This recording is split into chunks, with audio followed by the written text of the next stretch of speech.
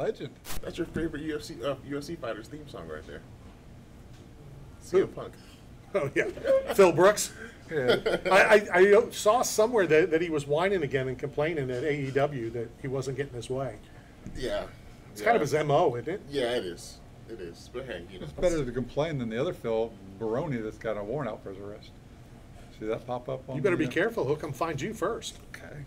I'm here. I'm not going biggest. All right, so Bret Hart was involved in, and hopefully you can say this on FCC radio because it's what it's called. Bret Hart was involved in the biggest screw job in WWF history, correct? Okay. Phil Baroni was involved in the biggest screw job in the history of the UFC, bar none.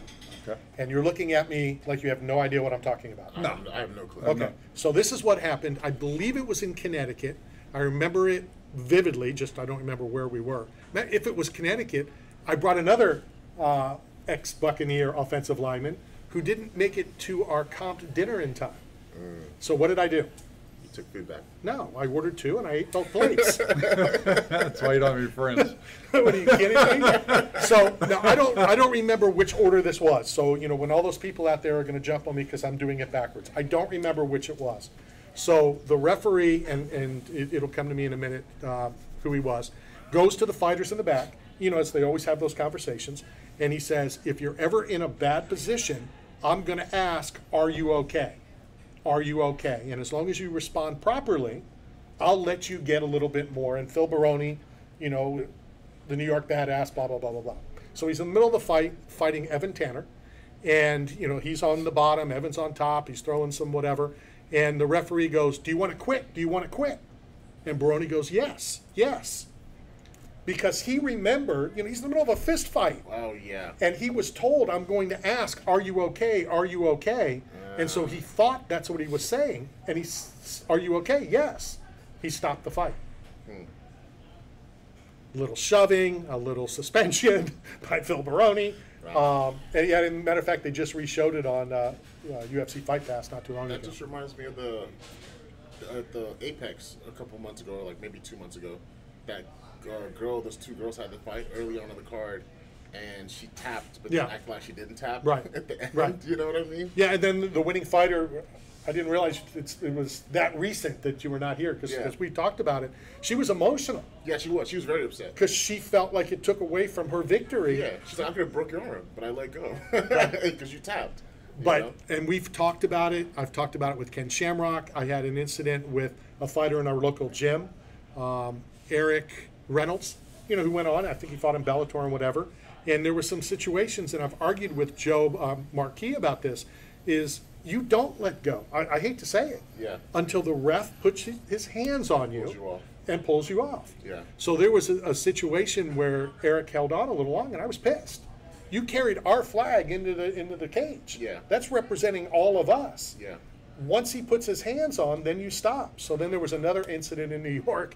It was kind of like the Dan Henderson Bisping. Mm-hmm. He didn't need to, but he threw another punch. Yeah. And he goes, what'd I do wrong? I go, nothing. Yeah. Until you're told to stop. It's open game. Super necessary. Yeah. As Masvidal would say. I just watched Gone.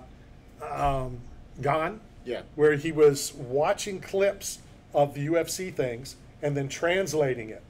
And that was one of them. Was that punch necessary? Super necessary. And then he just starts laughing, and then he breaks it down into, are you an MMA guy? Or you? Oh, Masvidal was on Exaflon, the same show that we were just talking about. Oh, really? Where they starved us with food and put us through the courses, and he was on that show before he rose to fame. Oh, interesting. Yeah. So you mentioned that about the food, and they starve you to death. I'll tell you real quick, I find this hilarious.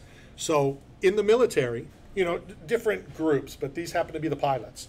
So they take these pilots up to Maine, and they make them jump out of a plane, and then they chase them down, and they put them in some really bad situations.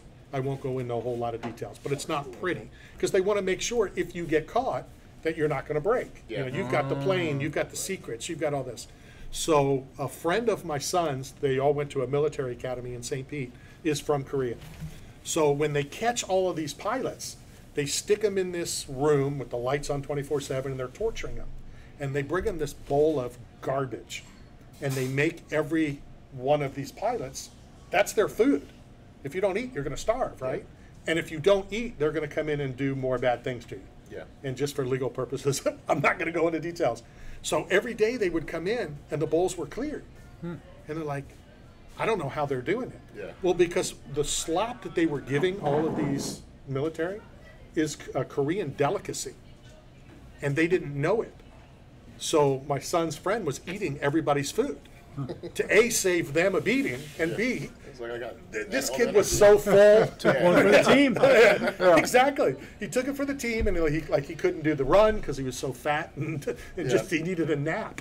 I was listening to a military podcast, and they were talking about how if they started like the Navy SEALs and the Marines and some of these programs today, how it wouldn't be allowed because of like the kind of punishment you have to put those guys through to find the best of the best. Absolutely. They're like, you know, all the SJWs today, they'll be like, this is unfair to the guys, Yeah. but it's like, so you got to go through hard stuff sometimes, like to find the guys who are going to do those things that we as a people get to wash our hands clean up and be like, hey, you know, it's them doing the bad things, but Absolutely. you know, you have to put guys through things like that, and it's like, I think everybody should go through hard stuff in their life. Whether it's physical, emotional, I think it Sure. makes you who you are. It makes Sure. you a better person. Like, you need to get a sweat in, do something hard, go through hardship. I was with you until the sweat. And I've been abused by Randy for 10 years. Like, emotionally, I am traumatized. You know what you mean? Like, you know, there's sometimes you just feel kind of, you just go get a great workout in, and you're just dead tired, and you just feel so much better afterwards. Sure. Like, that stuff's important, man. I think it is. And don't think there's not such a thing as a code red. Just say. And I'll tell you this. If you go and train with Mack Roesch, like I pushed myself. He pushed me so hard in competition at his farm that I lost my lunch on the field of play. Did I not? Yeah, you threw up. But I went hard. I went all in. I had to get the victory on the enemy territory. And but anytime you want to train, you want to go up. I'll drive up. I'll pick you up. I did one of those with Styles G. White. You know, he had that one up in Clearwater, and so you had to do these really hard rows, right? And then you had to run out of his building, run all the way around the building and back. Only he didn't watch us. So we did the rows, and we ran out the building, and then we walked all the way around until we got back to do the rows again. Yeah, I did Max looking at you like, you lazy. Like, my freshman year of college, Coach Moore took us to go do buds in Corona with the SEALs. We did it for 3 days. I've never done anything that hard in my life, but it also let me know that your body will go so much further Sure. than you ever would think it would if you just have, one, people around you who are pushing through the same thing, and two, when you're just like, I have no choice. Because like they had that bell in the middle, like, hey, if you get tired, go ring it. You're like, I'm not going to be the guy. Right. And so you just keep going and keep going, and like I'm like, I can't believe I did that. And it was one of the best experiences. At the time, it was awful. But looking back, one of the best experiences of my life I've ever done. Changing gears just for a second, we'll get one more thing out of the way before Martin Gramatica walks through the door. Rumor has it, Anderson Silva and Paul are going to hook it up. I'd tune in. I would too. Oh, yeah. I'll tune in. Tune in, I'm going. where? I want to go to that. What's this we? We're French. We're not French. Oh, we are now. I'd definitely watch that. That'd be awesome. Yeah, I think it'd be good. I take Jake Paul for what it is. It's entertainment. You know, I'm not thinking he's going to be some WBC champion or anything like that, but I think it's good entertainment. He fights good dudes. The beauty is people hate it, but they watch it. For sure. People hate it, but they talk about it. Yeah. If you hate it, just ignore it. Go away. and- Kind of like what I'm trying to do with Matt. And Anderson could be a better boxer than he was an MMA fighter. That's another stupid. Don't There's no way. don't Come on, discredit come that. on, Come on. That's stupid. Maybe if he started doing boxing when he started doing MMA when he was 19 or something like that, but no. That's like what happened to Sabby Piscatelli. So Sabby Piscatelli, who then went on and with the WWE, signs with he's drafted and signed with the Tampa Bay Buccaneers. And what do the media say? What do the fans say? What is everybody saying? It's the next John Lynch. Yeah. No. And that hurt him because now when he didn't play like the John Lynch, The expectations. the It's like expectations. crazy, And I yeah. hate that. I hate that. First of all, Anderson Silva is in the GOAT conversation. Yes. So to say his next career is better is stupid. He's undefeated in boxing since he hung I'm not up saying the that gloves. he won't or can't be a great boxer, but to say he's going to be a better boxer than an MMA fighter is That's like you said he's gonna have a great MMA career, then go have like a Muhammad Ali type boxing career. Like that just is not gonna happen. It's Anderson. He can do anything he wants. I'm not even sure he could be a better boxer than he was in MMA. Seriously. I mean, think about it. It's like saying, Which is He was crazy. so great. Yeah. So he was great. just so great, man. I mean, what he It's did to tough. Tito Ortiz, like, We made it look so Why? easy. Why do you got to piss me I'm off? not pissing you off. I'm just saying I was there and I was like, whoa. You need to be real careful because Tito has one more thing he needs to do, which is sell one more property in California, Then he's and he's coming here? moving to Florida. Okay, well, So I need he training couldn't have said partners. anybody else, but no, it's the Anderson Tito fight. I need training partners. Oh, I would love that. Iron sharpens iron, Randy Harris. You know, speaking of Anderson, I told my friends after the he just fought the Usman fight. I texted you too. Even though it's kind of been like a reverse situation, it reminded me of the Anderson and Chael Sonnen fight because Anderson was losing the whole fight, getting ground and pound, and then submits him with whatever it is, 15 seconds to go. You know, so it kind of reminded me of that, but in the reverse because I want Anderson to win that one. The difference though is one tested positive and it would have ruined everything. Yeah. If Chael would have won that fight, it would have changed the legacy of Anderson Silva. You know, because nobody's going to remember. Oh, well, he tested positive. They're going to know. They're going to know that he lost. Yeah. You know, so I'm a Chael guy. I like Chael a lot, but it would have been devastating if he would have found a way to win that fight, and then ruin Anderson Silva's legacy. Did you hear about the USADA testing? Diaz. No, not Diaz. Did you hear about him tested Diaz? No. Oh, this is the best ever.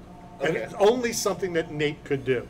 Where are we time-wise? All right, let's hit a break, and then I'm going to tell you what Nate Diaz did to the USADA guy in his living room. Okay. It's Nate Diaz. It's Stockton, baby. All right, let's go to a break. Coming to you live from Tournament to Pizza. This is Knockout Radio, brought to you by 8 Man Strong and Staff Zone.